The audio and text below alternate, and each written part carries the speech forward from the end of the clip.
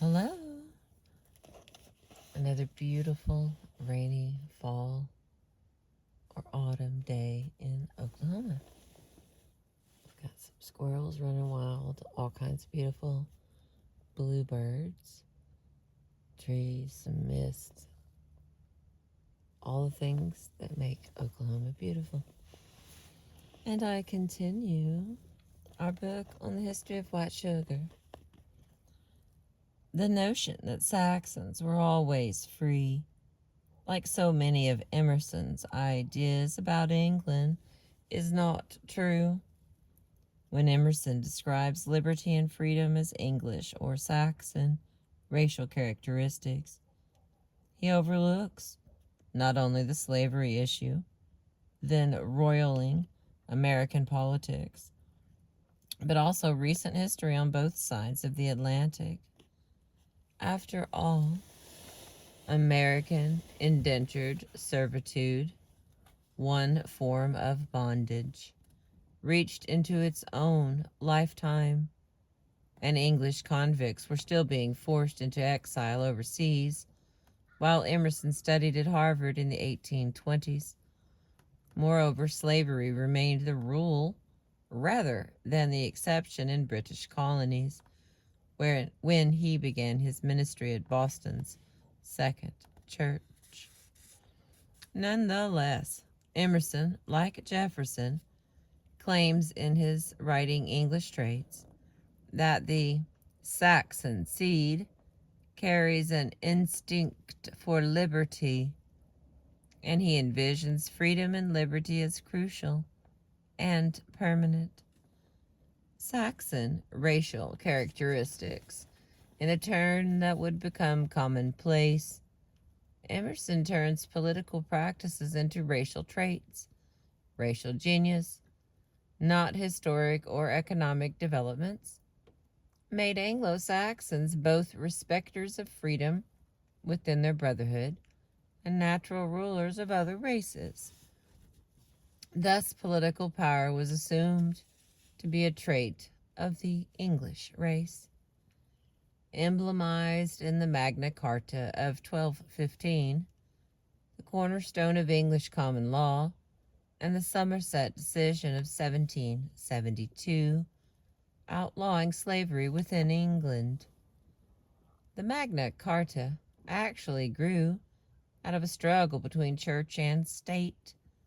England's King John, an avid international adventurer, had imposed heavy taxes on his subjects to fund the Third Crusade and pay a ransom demanded by the Holy Roman Emperor for release of John's predecessor, Richard I the Lionheart, taken prisoner near Vienna in 1192, as he wended his long way home from the Third Crusade. To gain Richard's release, John imposed especially heavy burdens on the churches. Those levies provoked the Archbishop of Canterbury to channel unrest among the autocracy into a demand for a formal statement of liberties of the church and liberties of the barons, who between them controlled virtually all of Britain's wealth. After revisions to a first draft in June of 1215, the king and the barons signed the Magna Carta at Runnymede on the Thames River near Ingham, in present-day Surrey County. In translation from the Latin, the Magna Carta begins with a clause guaranteeing the freedom of the English Church. And that clause is, first, that we have granted to God, and by this present charter have confirmed for us and our heirs in perpetuity, that the English Church shall be free, and shall have its right undiminished, and its liberties unimpaired. N.B. It is a particular institution, the English Church, that is to be free. Use of the Magna Carta as proof of England's Saxon heritage dates back to the early 17th century, when Sir Edward Coke in 1610 first linked notions of a Saxon past to the Magna Carta and to the English freedom in 1640. When John Hare added the German twist, here's his quote: "There is no man understands rightly what an Englishman is, but knows withal that we are a member of the Teutonic nation and descended out of Germany." David Hume and Edmund Burke lent their luster to the mix. In the 18th century, Emerson's own authority in English history, Sharon Turner, made his contemporary Englishmen the very same people as ancient Saxons. By Emerson's time, the 1689 Bill of Rights followed the glorious revolution of 1688 through 89, and the evolving English Constitution, also known as common law, had turned into talisman of English racial genius.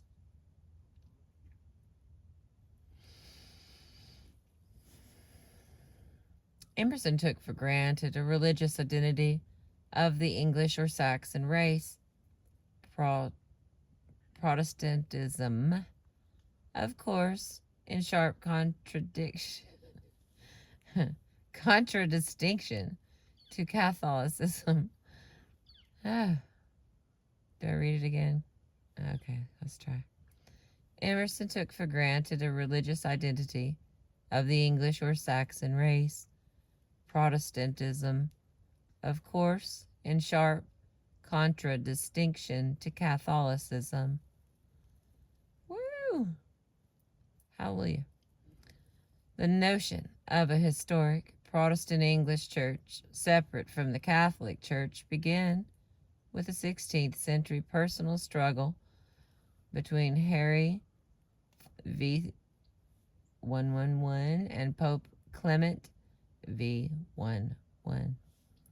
Henry intended to annul his marriage to Catherine of Aragon and Mary Anne Boleyn, who sympathized with the Protestant Reformation underway on the European continent. When the Pope would not agree to an annulment, Henry married Boleyn anyway. The Pope excommunicated him. Parliament validated the new marriage, and the conflict escalated. In addition to a power struggle over the royal marriage bed, the Catholic Church's wealth made it a tempting target. Once Parliament declared Henry head of the Church in England, possessions that had been Catholic became English. As English nationalism increased, Henry's disagreement with the Catholic Church blossomed into a symbolic struggle between supposed descendants of French Catholic Normans and supposed descendants of Anglo-Saxon Protestants. Emerson picked up and amplified a chain of association linking Saxons and Protestants, Protestantism to the English Church to the Magna Carta, and the Magna Carta to liberty. Okay, we have a little sip here.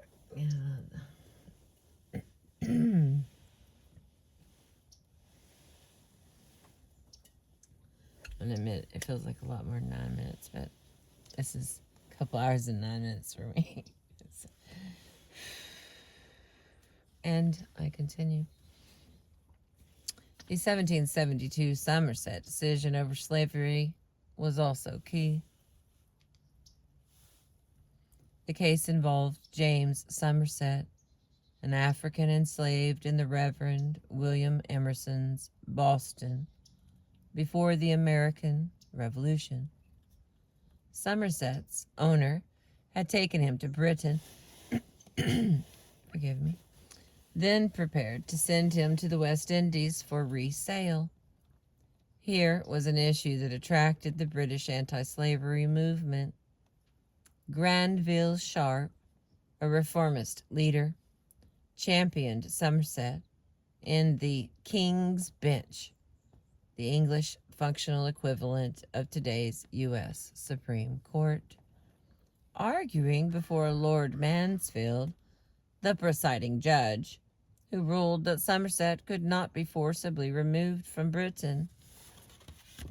Mansfield's decision quickly acquired much broader meaning, where he supposedly added that, quote, as soon as any slave sets foot upon English territory, he becomes free, or the air of England is too pure to be breathed by a slave.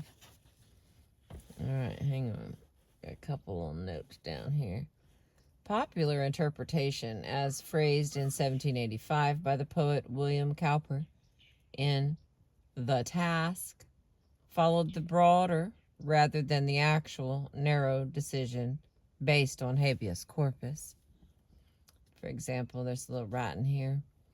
Slaves cannot breathe in England if their lungs receive our air. That moment they are free. They touch our country, and their shackles fall. Cowper was protesting the existence of slavery in general. I would not have a slave to till my ground. And in the British Empire in particular, Cowper wrote 5 other anti-slavery poems, including one titled The Negro's Complaint in 1788. Right now I continue. Here was a notion pleasing to Emerson that the air of England conferred freedom. It followed that American air would confer freedom as well. Never mind the problem of existing slavery and American agitation against it. Emerson let English experts explain their history.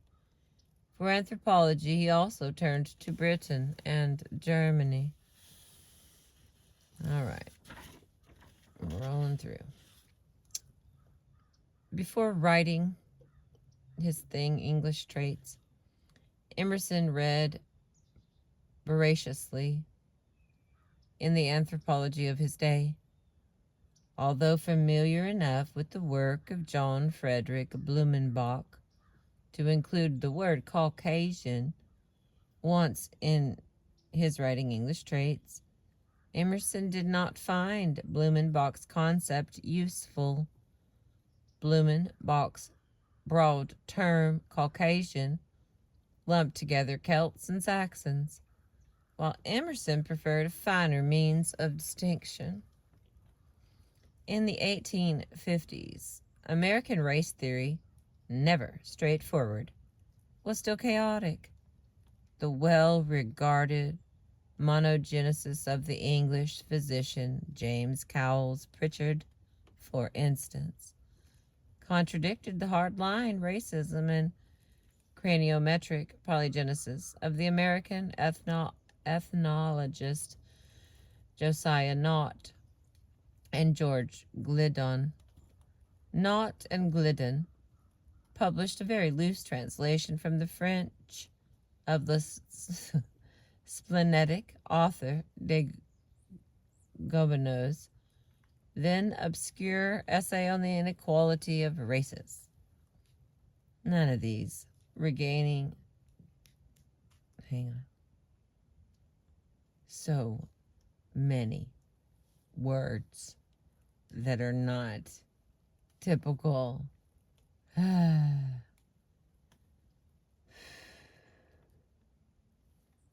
None of these reigning experts pleased Emerson, especially not the mean-spirited pro-slavery thought of Nott and Gliddon, or that of their highly respected mentor, Samuel George Morton of Philadelphia.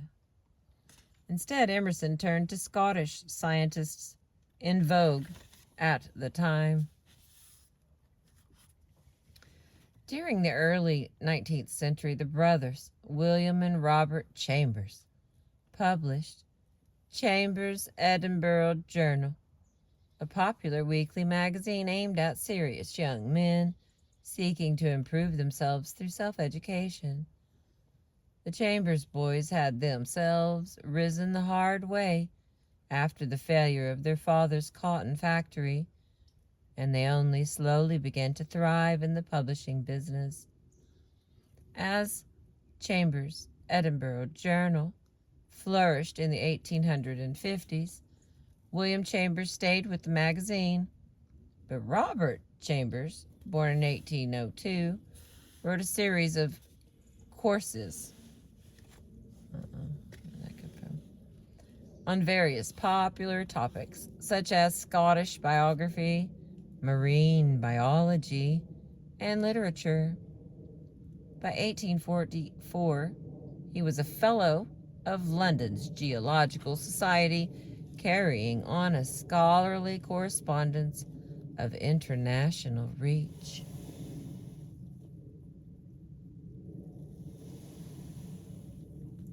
Robert Chambers realized early on that the geological record revealed an earth much older than the Bible posited, and also that living species had changed with the passage of time. Evolution, as a term, did not exist yet. Rather, the theory was called transmutation and was associated with socialists, radicals, and Frenchmen. In 1844, Chambers published Vestiges of the Natural History of Creation anonymously, correctly fearing reaction against his radical explanation of transmutation in place of divine creation. His theory that forms of life evolve was fundamentally sound, but the text was uneven, combining solid science, hearsay, and long disapproved theories. Emerson noted in his journal in 1845, Vestiges of Creation, ... Everything in this Vestiges of Creation is good except the theology, which is civil, timid, and dull. Emerson, the transcendentalist, did not mind that Chambers contradicted Genesis.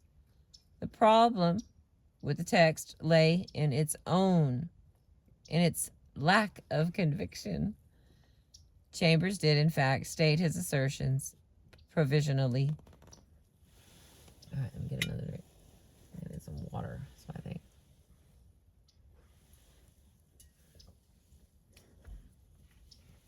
All right, Vestiges presented...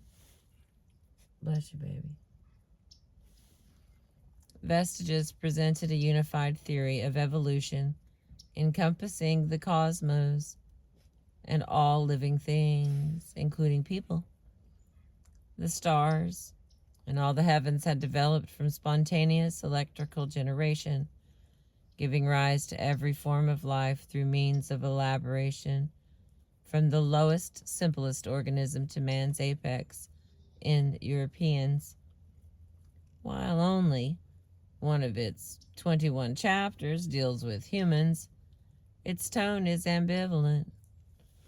Chambers is a monogenicist, seeing all people as products of the same origin, but he hesitates over the possibility of a brotherhood of man.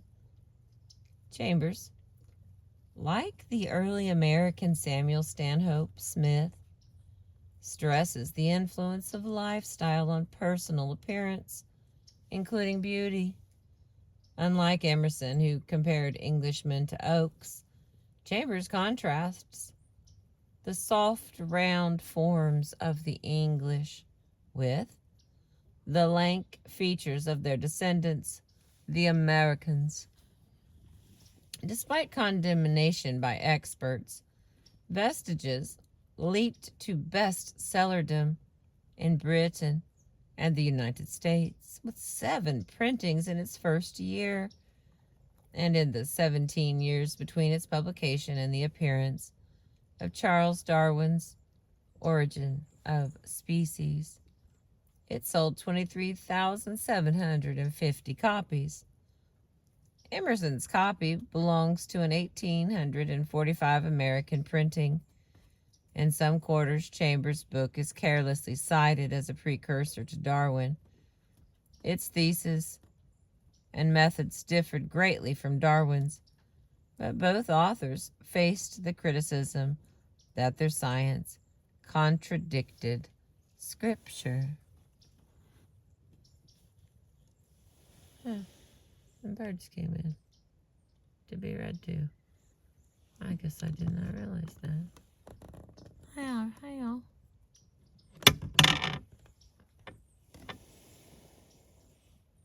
How sweet. It's nice to see you. Again with the trees there, my friends. They are actually crooked. Like, they're totally leaning. It's not just me. Hi, little sweetie. Oh, there's a little tiny birds all in the grass. Alright, I continue. Though Chambers wrote Vestiges in secrecy and published it anonymously, Emerson quickly learned the author's identity, most likely via the journalist Alexander Ireland, who knew both parties. When Emerson expressed a desire to meet the Chambers brothers, Ireland invited Emerson to Britain in 1846, sweetening his invitation with the promise of a lucrative speaking itinerary. Ireland finally introduced Chambers and Emerson in London in 1848, which is 2 years later, and they evidently had a pleasant visit. However, Emerson never met his other Scottish authority, Robert Knox.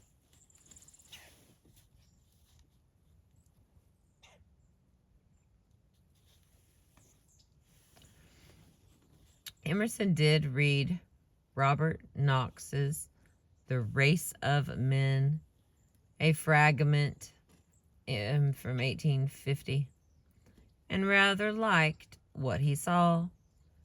At bottom, he agreed with Knox's sense of the importance of race and his conviction that races deteriorate away from their home territory. Emerson also shared Knox's aesthetic ranking of the races and degeneration of the Irish Celts. Knox, like Carlyle, was a lowland Scot, and the low counted as fully for Knox as for Carlyle, and for the same reason. Low would make them Saxons, untainted by Celtic blood. Unlike Robert Chambers, Knox, born in 1791, had been impeccably schooled as a medical doctor in Edinburgh and France. Still young, in the 1820s, he lectured on anatomy in the famous medical school of the University of Edinburgh, while publishing a score of papers on animal anatomy, still to be found on the shelves of the Princeton University Library. Then, in Knox's 40th year, scandal struck. The cadavers, so essential to his anatomy lessons, it turned out, had been supplied by a notorious pair of Irish thugs named Burke and Hare, who were murdering people for the express purpose of delivering their bodies to Knox's dissection table. Although Knox escaped conviction, he left Edinburgh in disgrace and turned to translating scientific papers and lecturing on the anthropology of man, starting, naturally, with the race he deemed best, the Saxon. For Knox, here's a little quote, race or hereditary descent is everything. It stamps the man. Like all other Western racists of the time, he placed the darkest skinned and poorest people, Africans and Australians, at the bottom of his racial hierarchy. That much was a given, but as in German race theories, questions of color, indeed of any peoples outside of Europe's, counted for little in Knox's racial scheme. He cared most about the locals, the Saxons and the Celts, whom he saw as permanently opposed. To enforce that view, Knox also needed to denigrate Blumenbach's Caucasian designation. The big tent encompassing people from North Africa, Spain, Europe, Russia, Turkey, and India. Far too broad, Knox grumbled. This was just Blumenbach's Caucasian dream.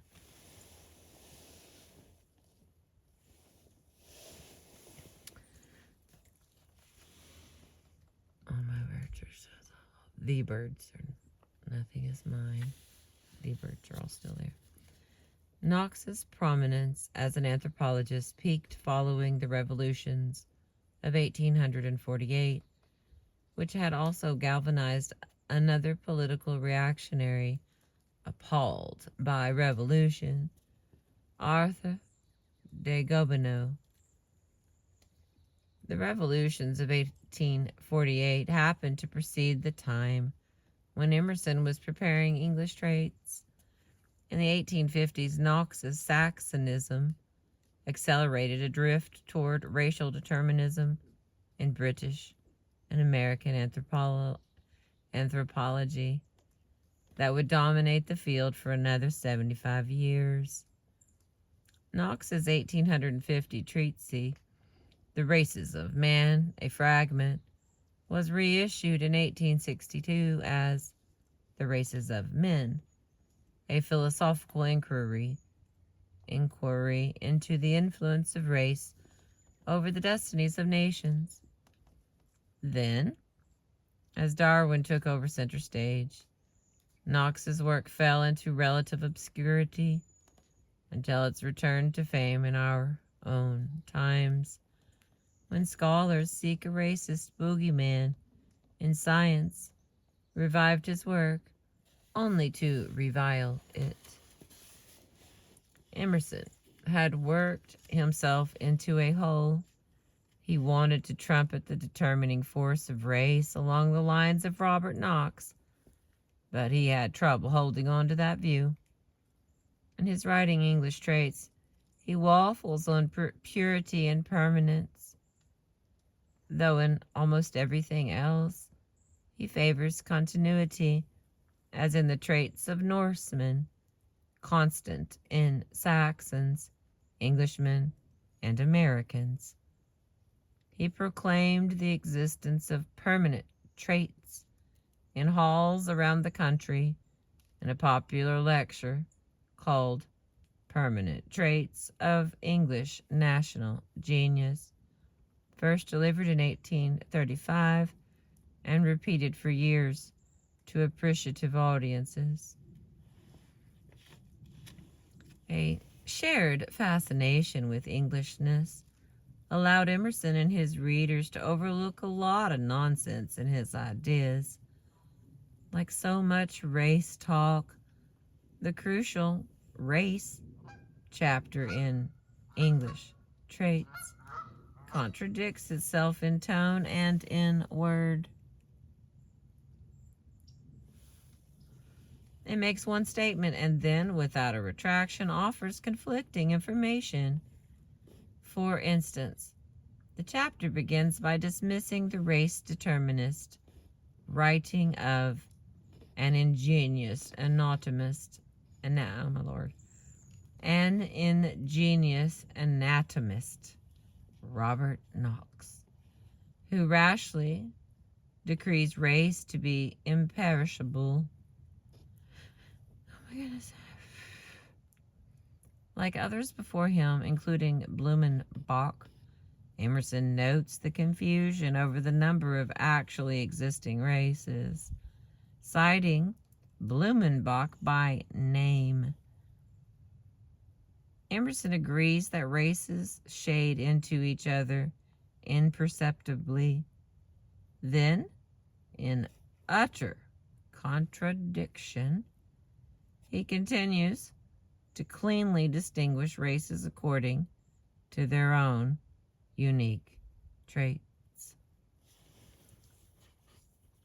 On the one hand, Emerson suspects that, his words, the spawning force of the race explains English imperial success. On the other hand, and this chapter contains a multitude of hands, ascribing English success to race merely flatters the English. After all, says Emerson, everybody likes to know that his advantages cannot be attributed to air, soil, sea, or to the local wealth as mines and quarries, nor to laws and traditions, nor to fortune, but to superior brain, as it makes the praise more personal to him. Then, on yet another hand, race actually does explain a lot. All right, here's some little writing from some more of his thoughts on the world. It is race. It is not. That puts the 100 millions of India under the dominion of a remote island in the north of Europe. Race avails much, if that be true, which is alleged, that all Celts are Catholics, and all Saxons are Protestants, that Celts love unity of power, and Saxons the representative principle. Race is a controlling influence in the Jew, who for 2 millenniums under every climate has preserved the same character and employments. Race in the Negro is of appalling importance. The French in Canada, cut off from all intercourse with the parent people, have held their national traits. I chanced to read Tacticus on the manners of the Germans, not long since, in Missouri and the heart of Illinois, and I found abundant points of resemblance between the Germans of the Hercynian forest and our hosiers, suckers, and badgers of the American woods. Then, on a fifth hand, it is easy to add to the counteracting forces to race, such as civilization. Emerson adds in the hopelessly mixed nature of the English race, consisting not simply of Celts, Normans, and Teutons. Who can trace them historically, he asks, quoting Daniel Defoe, to the effect that the Englishman is the mud of all races. The true English type inhabits only a narrow, circumscribed territory, fashionably London, coarse, province, and too anxious to please. The Scots harbor too many local dialects of speech. Ireland is worse. In Ireland are the same climate and soil as in England, but less food, no right relation to the land, political dependence, small tenantry, and an inferior or misplaced race. In the final analysis, Emerson comes out of his welter of contradiction, agreeing with Robert Knox after all. In the chapter entitled Character, Race Determines History. It is in the deep traits of race that the fortunes of nations are written, and however derived, whether a happier tribe or mixture of tribes, the air or what circumstance that mixed for them the golden mean of temperament. Here in England exists the best stock in the world, broad-fronted, broad-bottomed, best for depth, range, and equability. And this is where Emerson stood when he wrote English Traits in the mid-1850s. Later in the 19th century, scholars would trace the political genius of Saxons to the Mark, land held in common by ancient Germans, or to the German forest. But for Emerson, the beautiful, bloody, virile Norsemen of the Dark Ages hold the key to American racial identity. As author of English Traits and a font of themes usually located much later in the 19th century, Emerson qualifies as a full contributor to white race theory. His enormous intellectual strength and prodigious output made him the source of a crucial current of thought, for he enunciated virtually all the salient 19th and early 20th century concepts of Anglo-Saxonism. English Traits express the views of the most prestigious intellectual in the United States, elevating its formulation into American ideology. The American was the same as the Englishman, who was the same as the Saxon and the Norseman.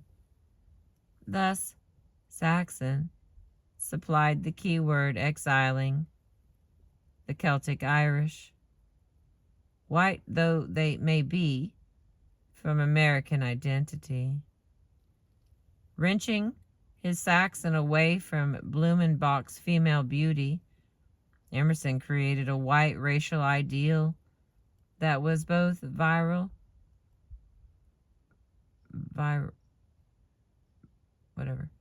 and handsome.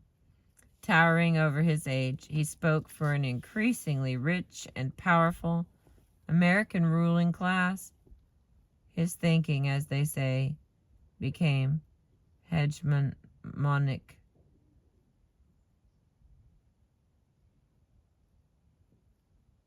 Hegemonic.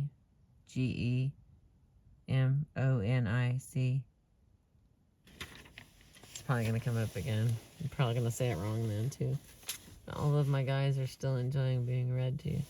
They even came up the hill. I whistled at them so they knew it was me. Just, it's not random ones. Like, I've seen these ones before. Probably like 100 times. I agree, they all look similar. But that does not make them the same. Alright, and I continue. Emerson and the history of American white people. It hardly seems necessary to underline Emerson's importance in 19th century American culture. One of his well-read contemporaries expressed this esteem: "I think Mr. Emerson is the greatest man, the most complete man that ever lived. He is indeed a supernal vision. I often think that God and his holy angels must regard him with delight." Here's a little note about that. The voice was free. By 1854, Emerson was the most famous of American writers, having been reviewed an astounding 644 times.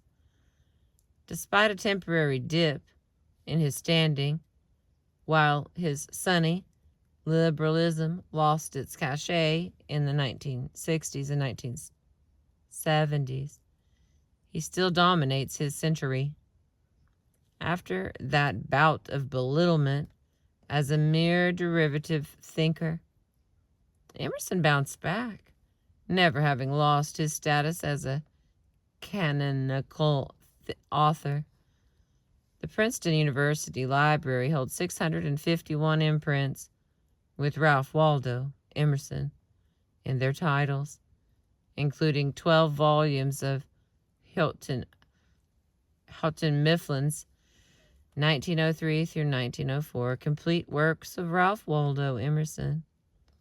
Harvard University's Press, 7 volumes as of 2008 of the collected works of Ralph Waldo Emerson, 16 volumes of Emerson's journals and miscellaneous notebooks, and innumerable volumes of Emerson poems, sermons, essays, and correspondence.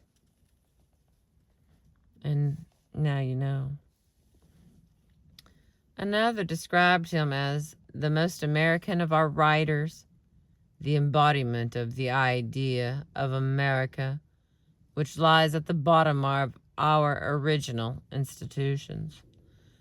Views that resonate still. While so many of his 19th century peers calibrated their thought according to the Bible, Emerson read everything and translated it into recognizable American terms. His enrichment of American intellectual life turned the phrase Ralph Waldo Emerson into a summary of Victorian America's intellectual history. Emerson expressed the best of his age, albeit in the most restrained terms. Looking kindly upon progressive reform, he denounced the barbarism he saw in American slavery and befriended a woman, Margaret Fuller, one of the smartest people of her generation. The embodiment of nationalist modernation, Emerson would go so far as to advocate votes for either white women or black people of any sex. Truly, Emerson cemented the identification of liberal, anti-slavery New England with American intellect, while the luxury of his language, its very wealth of allusion and nuance, amazes readers to this day. Much of his popularity grew out of his ability to mirror and to orchestrate the thinking of his age. As a mirror, he reflected back familiar notions already accepted, if only tacitly, by educated Americans. As an orchestrator, he arranged simple thoughts into elaborate, memorable performances. His every note seemingly rang true. But did it? It is important to notice that when Emerson said American, he meant male, white people of a certain socioeconomic standing. He meant, of a certain socioeconomic standing, his. Without his saying so directly, his definition of American excluded non-Christians and virtually all poor whites. Native American Indians and African Americans did not count. In the Writing English Traits, when he tallies up the American population, Emerson explicitly excludes the enslaved and skips over native peoples entirely. Just saying, you can see my window. Let me get you off my window there. Okay.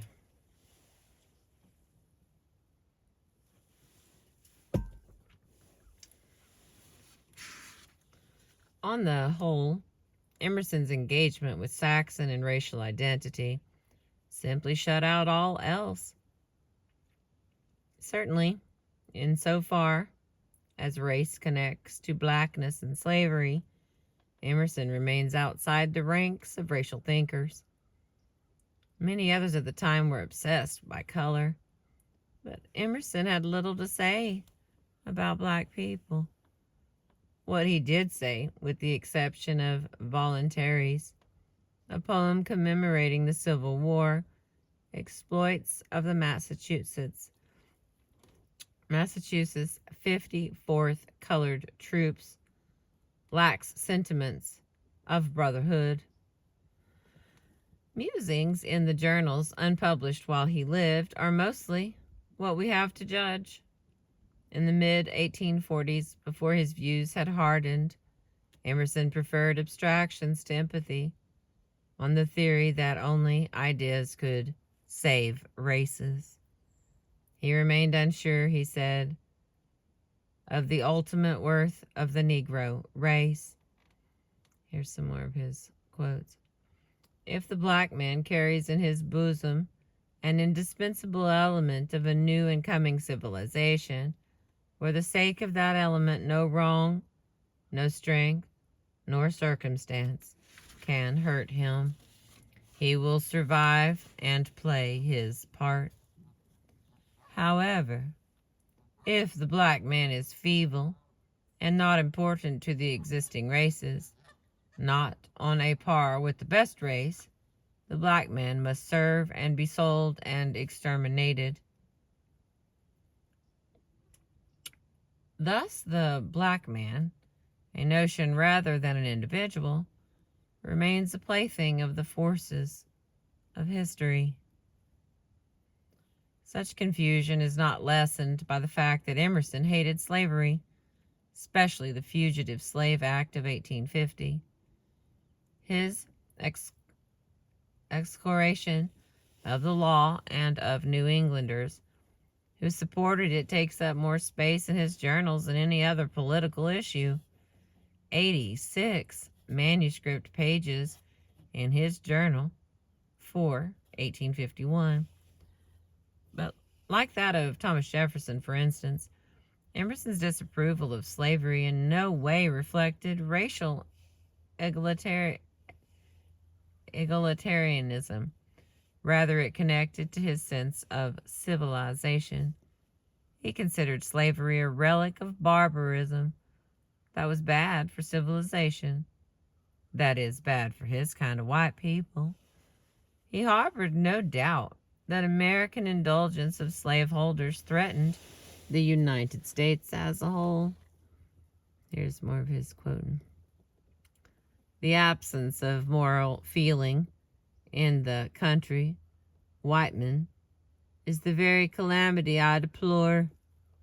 He notes in 1851, adding a chilling denouncement, the loss of captivity of 1,000 Negroes is nothing to me. Or the captivity, because he's marking things out, I see. The captivity of 1,000 Negroes is nothing to me. Neither by the mid-1850s did it perturb Emerson that black people and Indians might become extinct. On the contrary, their eventual disappearance would improve the human race by widening the gap between man and beast. The black man is created on a lower plane than the white and eats men and kidnaps and tortures if he can. The Negro is imitative, secondary, in short, reactionary merely in his successes. Reactionary merely in his successes, and there is no origination with him in mental and moral sphere. Occasional nameless black figures do appear fleeting in the journals. One instance corroborates the multiracial nature of Emerson's Concord. His mention in 1845 of a heterogeneous church meeting where more quoting, the whole various extremes of our little village society were for once brought together, black and white, poet and grocer, contractor and lumberman, Methodist and preacher joined with the regular congregation in rare union. If race means blackness, Emerson plays the tiniest part in American intellectual history, although quite a callous one. Proud of his ability to deliver unsentimental realism in the face of a racial hierarchy decreed by natural law. Emerson deviates only briefly from his concept of permanent racial hierarchy, but ever so briefly, he did deviate. In the mid-1840s, know-nothing xenophobia and mob violence troubled Emerson, setting off a flirtation with the idea of hybridity.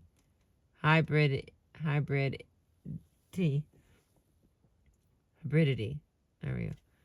In an often quoted journal entry, he moves to praise multiculturalism, envisioning a new America forged from all the different constituents that make up this new country. Here's that writing. ...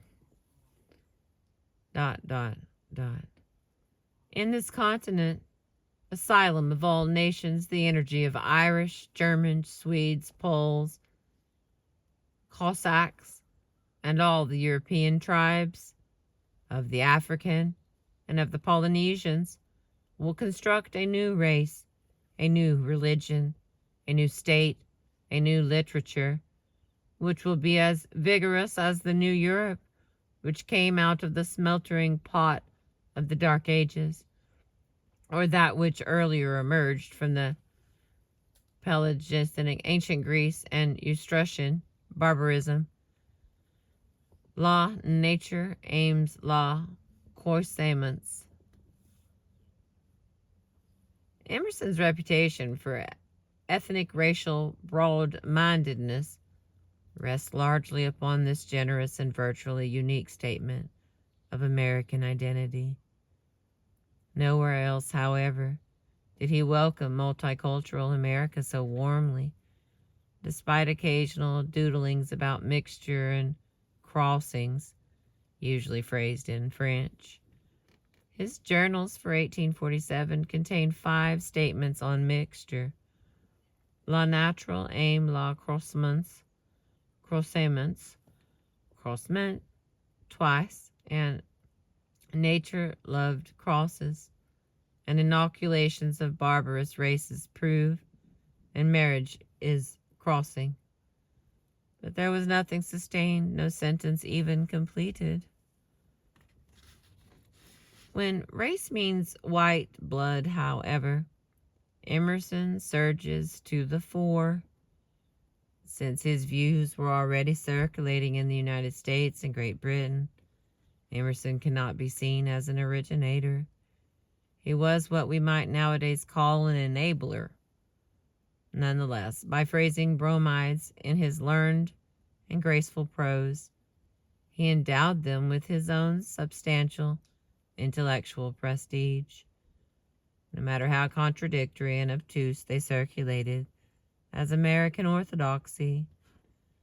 With the rare exception of the Fugitive Slave Act, Emerson paid scant attention to any of the historical processes that spawned hardship and political upheaval. Hi, babies. To him, history served as racial prologue, as the opening scenes in a drama, rather than as events that affected people's relation to one another. Economic classes existed as though decreed by fate, not as outcomes of human interaction. Therefore, poor people, especially poor white people, native and immigrant, remained at the periphery of Emerson's field of vision. By the late 1850s, Emerson deemed an array of the poor to be poor by inherent nature. The Irish and others in the antebellum working class, the Jews, Italians, and Greeks of the turn of the 20th century, had not yet arrived in massive numbers, whom he called guano, were fated by race to play dismal roles in a mechanistic world. By 1860, political upheaval had further hardened Emerson's racial views. Passage of the Fugitive Slave Act, which he considered a wreck of American civilization, had prompted him to publish a book of essays intended to advise fellow Americans on how to live in the face of nasty politics. These essays, entitled Conduct of Life, from 1860, express much crueler views than any he had voiced in the 1840s. Here Emerson sounds practically as mean-spirited as Thomas Carlyle. Quoting Fate, for instance, contains an eloquent defense of the land-grabbing enthusiasms of manifest destiny. In it, entire races are consigned to extinction in the interest of nature's greater good. And the last part, the last paragraph. Emerson had mulled over these issues in his journal as early as 1851. Here's some of his quoting. Too much guano. The German and Irish nations, like the Negro, have a deal of guano in their destiny. They are ferried over the Atlantic and carted over America to ditch and to drudge, to make the land fertile and corn cheap, and then to lie down prematurely to make a spot of greener grass on the prairie. The appearance of the German nation among Emerson's guano races recalls his distinction between wonderful Saxons in England and mere Germans.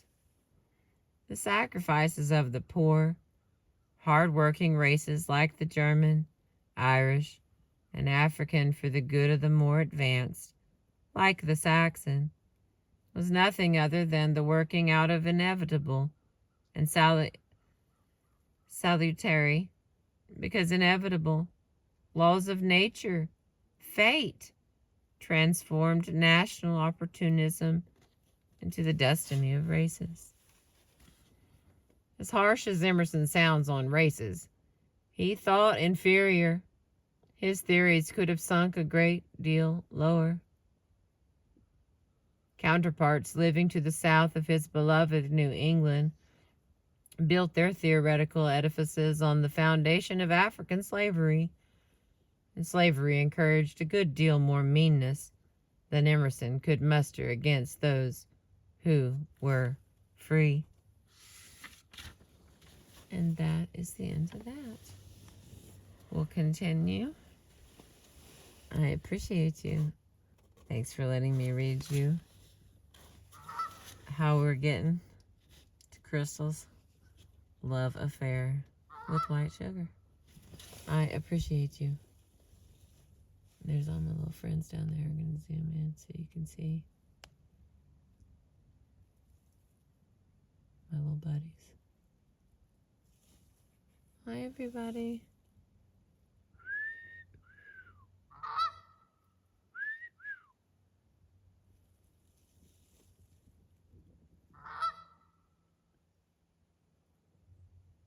I appreciate you.